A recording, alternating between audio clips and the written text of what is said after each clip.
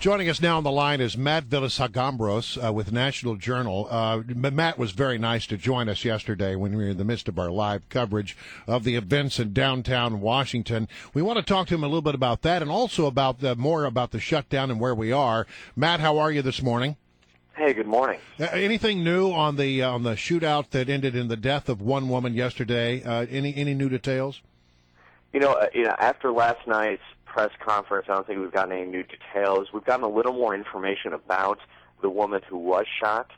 And I don't know if you share this with your readers or not, but it's a 34-year-old woman from Connecticut, and apparently she's a dental hygienist. But there's still no details about why she came down from Connecticut to D.C. or what her motives were. So that's a story that we're going to be following today and trying to catch up on. So it was pretty chaotic down there yesterday, right?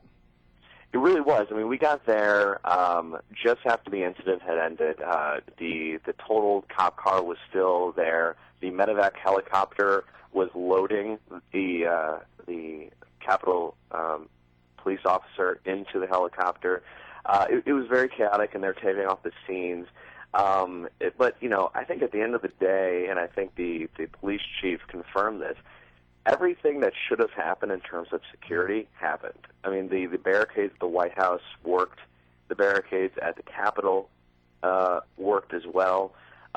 They were able to get the incident over without a lot of damage. Obviously, this woman died, which was a tragedy. But I think that's a big takeaway, and especially considering that these Capitol police officers are not being paid currently for their work. I mean, they were at work, not being paid, and obviously a lot of other federal workers are furloughed right now. I think that's a very important point to make. If we can flesh that out a little bit, though, and their pay is being deferred at this point. Yeah. They are considered essential. There has never been a suggestion that they won't eventually be paid for. Oh, obviously right? not. Yeah, no, okay. No.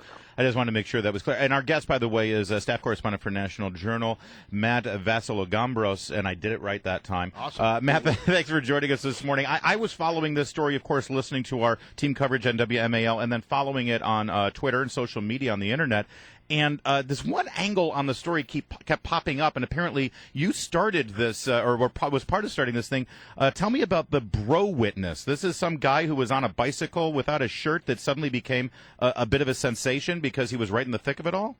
Yeah, well, I mean, when you we ran down to the scene, and when you're down on the scene before police get to the witnesses, reporters surround a bunch of people and ask them a bunch of questions, and then toward the end, there's this one guy who had a Miami Dolphins hat, a flat brimmed hat, and he was on a bike share with the shirt off, and he was really cocky. His friends were all laughing, and reporters were around him like really serious, asking him questions, and it was a very serious situation. But I snapped a photo of him. I labeled him Bro Witness. Put it on Twitter. It just was kind of a joke, because the situation had been mostly resolved by then. And it sort of took off. It did. And it is, and you're right, it is a tense situation, and I do appreciate the one light moment that lightens up, especially once you knew everything was under control, and it's okay to sort of breathe a sigh of relief.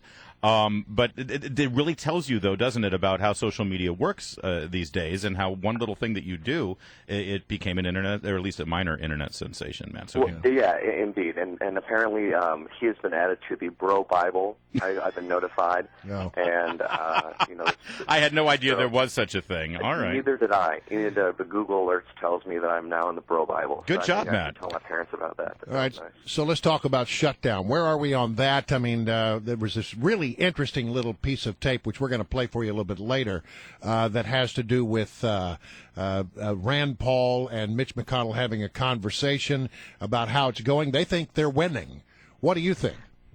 They do think they're winning. It's quite interesting. I did a radio hit a couple days ago, and after I got off the radio, I was talking to a congressman who was coming back on to the show after me, and he was talking about, he was telling me about how he was on the floor and he was jabbing some of his colleagues and saying, "Hey, we're winning, we're winning." And they're like, "No, we're winning." and it's fascinating to me that's still being played out. That kind of mentality is still being played out.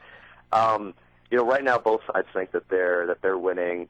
like Rand Paul said, they can't necessarily give in yet. They still want to kind of play it out and see if they can get anything out of this. Democrats are still going to be hardliners, and like you said in your program before, what's coming up here in the next couple weeks is the debt ceiling debate. Right. So right now, and I read in the Times this morning, there's a lot of talk of a grand bargain. None of those talks that we've ever heard about have actually come into fruition, but the debt ceiling is coming up. They want to simplify the tax code, obviously, Medicare, Medicaid reform. But right now we're still at a stalemate. I'm not sure if the House Republicans are going to continue with their, break them up piecemeal type thing. But I think that the Capitol was really rattled yesterday. So I'm really curious to see if there's any sort of change in tone about this whole thing. There's always a tragedy that kind of brings a kind of sense of reality back to the picture. Right, and Matt, maybe, there is something somewhat callous to just post to frame this whole thing on who's winning, who's losing, when you've got people sitting at home furloughed right now, not sure about their next paycheck. And to me, because the media jumps into this who's winning, who's losing thing, they missed a real buried lead in the CBS News poll. Yes, the CBS News poll shows that right now Republicans are getting blamed. I believe the number is 41 to 32, I think, compared to President Obama. But here's the buried lead. 76% of Republicans and 78% of Democrats, so that's a clear majority of both parties right now in America, want a compromise. But isn't it true that if there is a compromise, that works out to be a Republican victory? Because the Democrats' position right now is no negotiation, no compromise. Republicans' position is we wanted to defund, but now we'll settle for something else.